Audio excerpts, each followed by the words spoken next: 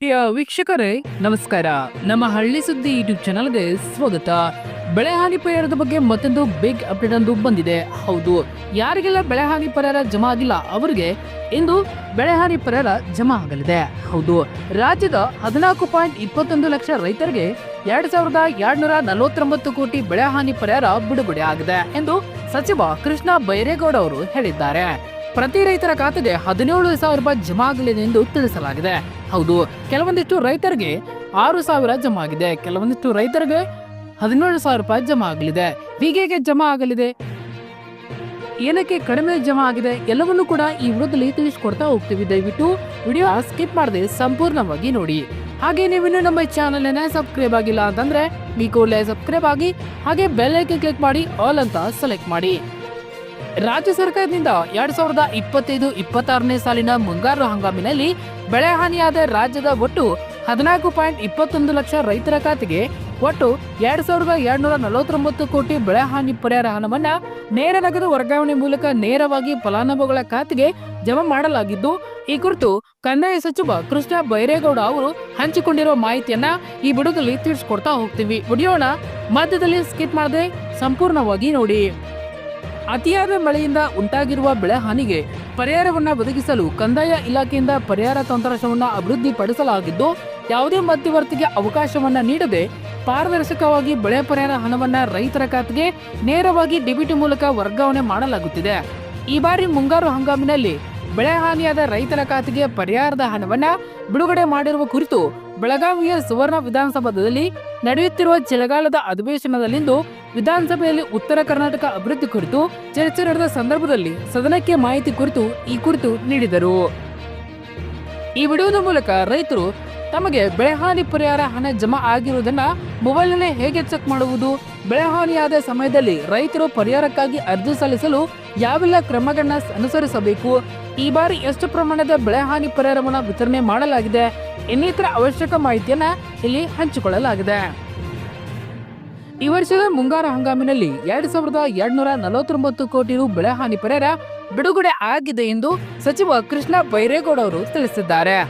ರಾಜ್ಯದಲ್ಲಿ ಪ್ರಸಕ್ತ ವರ್ಷದ ಮುಂಗಾರು ಹಂಗಾಮಿನಲ್ಲಿ ಬೆಳೆ ನಷ್ಟ ಅನುಭವಿಸಿದ 14.21 ಲಕ್ಷ ರೈತರಿಗೆ 2249 ಕೋಟಿ ರು ಬೆಳೆ ಹಾನಿ ಪರಿಹಾರ ನೀಡಲಾಗಿದೆ ಎಂದು ಕಂದಾಯ ಸಚಿವ ಕೃಷ್ಣ ಬೈರೇಗೌಡ ಅವರು ಚಳಿಗಾಲದ ಅಧಿವೇಶನದಲ್ಲಿ ಸದನಕ್ಕೆ ಮಾಹಿತಿ ತಿಳಿಸಿದರು. ವಿಧಾನಸಭಾ ವಿರೋಧ ಪಕ್ಷದ ನಾಯಕ ಆರ್ ಅಶೋಕ್ ಅವರ ಉತ್ತರ ಕರ್ನಾಟಕ ಅಭಿವೃದ್ಧಿ ಕುರಿತಂತೆ ನಡೆದ ಚರ್ಚೆಯಲ್ಲಿ ಪಾಲ್ಗೊಂಡು ರಾಜ್ಯದಲ್ಲಿ 86.81 ಲಕ್ಷ ರೈತ ಕುಟುಂಬಗಳಿದ್ದು 118.5 ಲಕ್ಷ ಹೆಕ್ಟೇರ್ ಮಳೆಯಾಶ್ರಿತ ಪ್ರದೇಶವಿದೆ.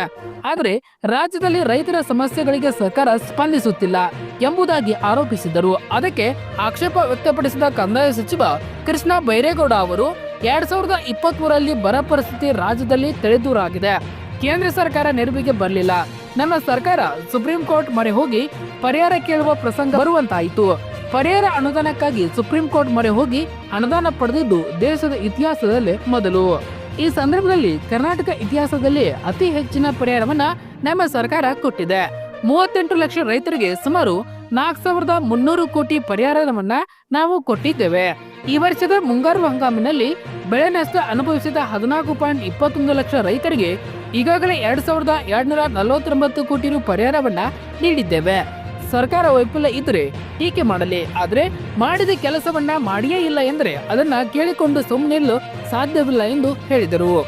ಮುಖ್ಯಮಂತ್ರಿಗಳ ಆರ್ಥಿಕ ಸಲಹೆಗಾರ ಹಾಗೂ ಯಲಬುರ್ಗಾ ಶಾಸಕ ಬಸವರಾಜ್ ರಾಯರೆಡ್ಡಿ ಮಾತನಾಡಿ, ಮುಖ್ಯಮಂತ್ರಿಗಳು ಈಗಾಗಲೇ ಕಂದಾಯ ಸಚಿವರೊಂದಿಗೆ ದೆಹಲಿಗೆ ತೆರಳಿ ಪರಿಹಾರ ಬಿಡುಗಡೆ ಮಾಡುವಂತೆ ಕೇಂದ್ರ ಸರ್ಕಾರಕ್ಕೆ ಮನವಿ ಪತ್ರ ಸಲ್ಲಿಸಿದ್ದಾರೆ. ಈ ವರ್ಷ ರೈತರಿಗೆ ಪರಿಹಾರ ನೀಡಲು ಹಾಗೂ ಅತಿವೃಷ್ಟಿಯಿಂದ ಉಂಟಾದ ಆಸ್ತಿಪಾಸ್ತಿಗಳಿಗೆ ಪರಿಹಾರ ಮೊತ್ತ ಸೇರಿದಂತೆ ಕೇಂದ್ರ ಸರ್ಕಾರ ಇದುವರೆಗೆ ಯಾವುದೇ ಅನುದಾನ ಬಿಡುಗಡೆ ಮಾಡಿಲ್ಲ ಎಂದು ಅವರು ತಿಳಿಸಿದರು. ಕಂದಾಯ ಇಲಾಖೆಯಿಂದ ರಾಜ್ಯದ ವಿವಿಧ ಜಿಲ್ಲೆಗಳಲ್ಲಿ ಬೆಳೆ ಹಾನಿ ಪರಿಹಾರ ಹಣವನ್ನ ಪಡೆದಿರುವ ಹಳ್ಳಿವಾರು ರೈತರ ಪಟ್ಟಿಯನ್ನ ಪರಿಹಾರ ತಂತ್ರಾಂಶದಲ್ಲಿ ಬಿಡುಗಡೆ ಮಾಡಲಾಗಿದ್ದು, ಇದನ್ನ ರೈತರು ತಮ್ಮ ಮೊಬೈಲ್ನಲ್ಲೇ ಹೇಗೆ ಚೆಕ್ ಮಾಡಿಕೊಳ್ಳುವುದು ಎಲ್ಲಿ ತಿಳಿದುಕೊಳ್ಳಿ. ಮೊದಲಾಗಿ ನಮ್ಮ ಡಿಸ್ಕ್ರಿಪ್ಷನ್ ಬಾಕ್ಸ್ ಅಲ್ಲಿ ಲಿಂಕ್ ಅನ್ನ ಕೊಟ್ಟಿರ್ತೇವೆ.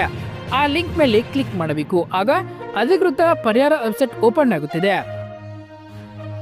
ಅಲ್ಲಿ ಇದಾದ ನಂತರ ಈ ಪೇಜ್ ನಲ್ಲಿ ಎಡಬದಿಯಲ್ಲಿ ಕಾಣುವ ವಿಲೇಜ್ ವೈಸ್ ಲಿಸ್ಟ್ ಬಟನ್ ಮೇಲೆ ಕ್ಲಿಕ್ ಮಾಡಬೇಕು. ನಂತರ ಈ ಪುಟದಲ್ಲಿ ವರ್ಷದ ಆಯ್ಕೆಯಲ್ಲಿ 2025-26 ಋತು ಇದ್ದಲ್ಲಿ ಮುಂಗಾರು ಎಂದು ಆಯ್ಕೆ ಮಾಡಿಕೊಳ್ಳಬೇಕು. ನಂತರ ವಿಪತ್ತಿನ ವಿಧ ಇದ್ದಲ್ಲಿ ಪ್ರವಾಹ ಹಾಗೂ ನಿಮ್ಮ ಜಿಲ್ಲೆ, ತಾಲೂಕು, ಹೋಬಳಿ, ಗ್ರಾಮವನ್ನ ಆಯ್ಕೆ ಮಾಡಿಕೊಂಡು ವರದಿ ಪಡೆಯಿರಿ ಬಟನ್ ಮೇಲೆ ಕ್ಲಿಕ್ ಮಾಡಿದ್ರೆ ನಿಮ್ಮ ಹಳ್ಳಿಯಲ್ಲಿ ಯಾರಿಗೆಲ್ಲ ಬೆಳೆ ಹಾನಿ ಪರಿಹಾರ ಹಣ ಜಮಾ ಆಗಿದೆ, ಪರಿಹಾರ ಹಣದ ಮೊತ್ತ ಎಷ್ಟು, ಹಣ ಜಮಾ ಆದ ದಿನಾಂಕ ಯಾವುದು ಎನ್ನುವ ಸಂಪೂರ್ಣ ಮಾಹಿತಿಯನ್ನ ಇಲ್ಲಿ ನೀವು ನೋಡಬಹುದು.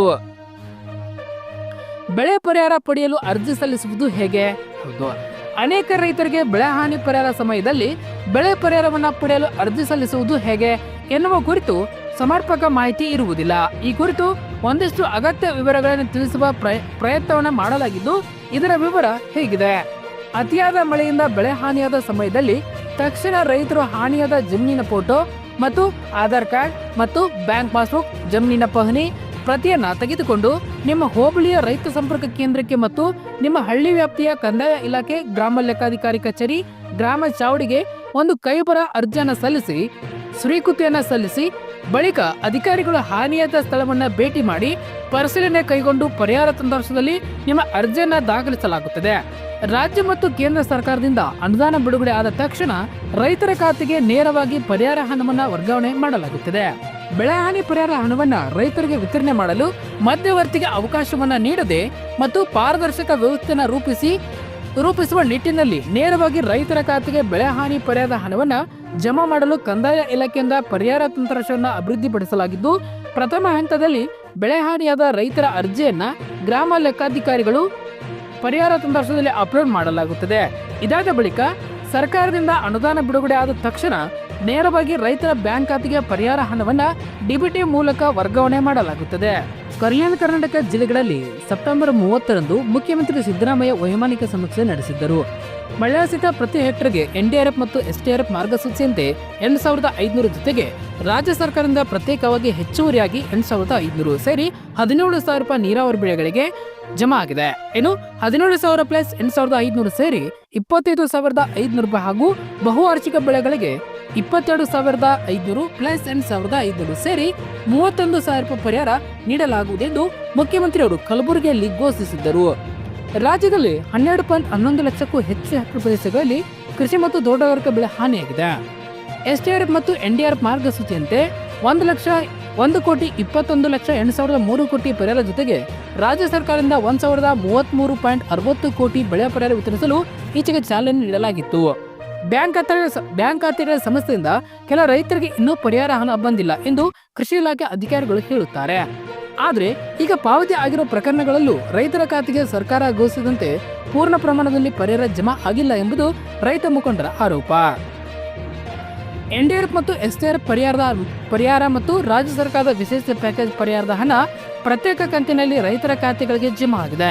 ಹೆಚ್ಚಿನ ರೈತರ ಖಾತೆಗಳಿಗೆ ಹೆಕ್ಟರ್ಗೆ 2 ಕಂತು ಸೇರಿ 6,800, 10,200, 13,600 ಪರಿಹಾರ ಜಮಾ ಆಗಿದೆ ಎಂದು ರೈತರು ದೂರಿದ್ದಾರೆ.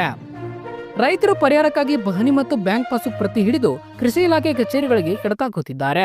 2 ಎಕರೆ ಮೆಕ್ಕೆಜೋಳ ಬೆಳೆ ಹಾನಿಯಾಗಿದೆ, ಪರಿಹಾರಕ್ಕಾಗಿ ಹಾದಿ ಕಾಯುತ್ತಿದ್ದೇವೆ ಎಂದು ಧಾರವಾಡ ಜಿಲ್ಲೆ ಕುಂದಗೋಳ ತಾಲೂಕಿನ ಕೂಬಿಹಾಳ ಪ್ರದೇಶದ ಹುಬ್ಬಳ್ಳಿಯವರು ಪತ್ರಿಕಾ ಪ್ರಕಟಣೆಯಲ್ಲಿ ತಿಳಿಸಿದರು. ವಿಜಯಪುರ ಜಿಲ್ಲೆ ಇಂಡಿ ತಾಲೂಕಿನಲ್ಲಿ ಹೆಕ್ಟರ್ ನೀರಾವರಿ ಬೆಳೆಗೆ 11,900 ಜಮಾ ಆಗಿದೆ ಎಂದು ದೂರಿದ್ದಾರೆ. ಪವನ್ ನಿಂಬಾಳ್ ಅವರು ಹೇಳಿದ್ದು 8,500 ಬಂದಿದ್ದು 5,500, 6,800 ಏಕೆ ಎಂದು ಪ್ರಶ್ನಿಸಿದ್ದಾರೆ. ನಿಮ್ಮ ಖಾತೆಗೆ ಎಷ್ಟು ಜಮಾ ಆಗಿದೆ ಎಂಬುದನ್ನ ನಮ್ಮ ಕಮೆಂಟ್ ಬಾಕ್ಸ್ ಅಲ್ಲಿ ತಿಳಿಸಿ. ಧನ್ಯವಾದಗಳು. ಇದೇ ರೀತಿ ಹೆಚ್ಚಿನ ಮಾಹಿತಿಗಾಗಿ ನಮ್ಮ ಹಳ್ಳಿ ಸುದ್ದಿ ಯೂಟ್ಯೂಬ್ ಚಾನಲ್ ಸಬ್ಸ್ಕ್ರೈಬ್ ಆಗಿ.